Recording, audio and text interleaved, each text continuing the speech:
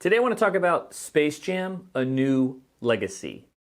When this movie originally came out, I really didn't give it a fair shot. I have such nostalgia for the first Space Jam with Michael Jordan that I really didn't want to accept another Space Jam movie. I didn't watch it for the longest time. I was pleasantly surprised at how mistaken I was, assuming this movie was going to be terrible. I was very pleased that this movie was pretty funny and is pretty good. LeBron James is a terrible actor. However, Michael Jordan is also a terrible actor. So I really didn't get pulled out of the fiction due to the weaknesses of these basketball playing actors. And actually in the movie, LeBron James even says something in like the board meeting. He says like, me being in a movie or something, he said that's the worst that I've ever heard. But this movie was really, really funny. I had a really great time visually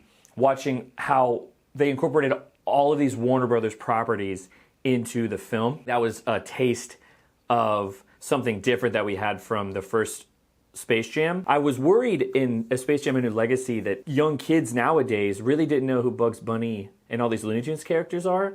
So I think because of that, they brought in a lot of these other properties to help keep all audience members involved and engaged. The older properties that they brought in, like The Matrix and stuff, I thought that was really, really funny. I forget his name, but the big chicken, when he rides in on the dragon with the white hair from Game of Thrones, I thought that was absolutely hilarious. During that final basketball game, I found myself not actually watching the game. I was watching the perimeter of the crowd because I was trying to figure out if I recognized any of the Warner Brothers characters that were all watching the game. And I did recognize plenty, right? The Mask, Pirates, but I don't know where they were from. Initially, I think what I assumed they would have done is actually gone into these movies and kind of cropped out the characters and then placed those characters from their actual movies into the audience of the game.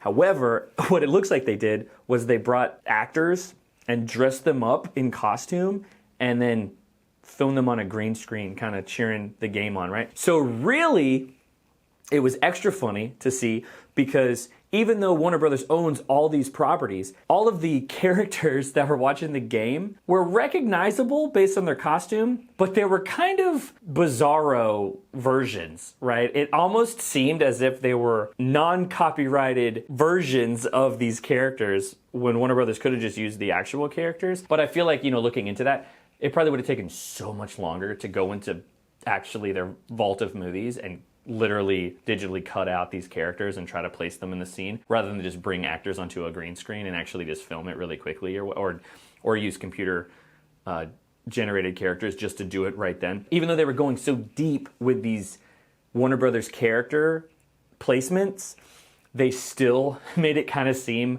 a little cheap. It could have been a little bit better, but they were the audience. That wasn't the main focus of the movie. I just found myself really wanting to find all the different characters that I recognized because that brings the nostalgia back to me, just like the first movie did. The first one's always going to be better to me because of the nostalgia factor, because I was younger when I watched it. That was my childhood. But this movie was great. I think it did a great job, and I'm happy I watched it because I didn't give it a fair chance when it first came out. If you haven't seen it, give it a shot. Go check it out.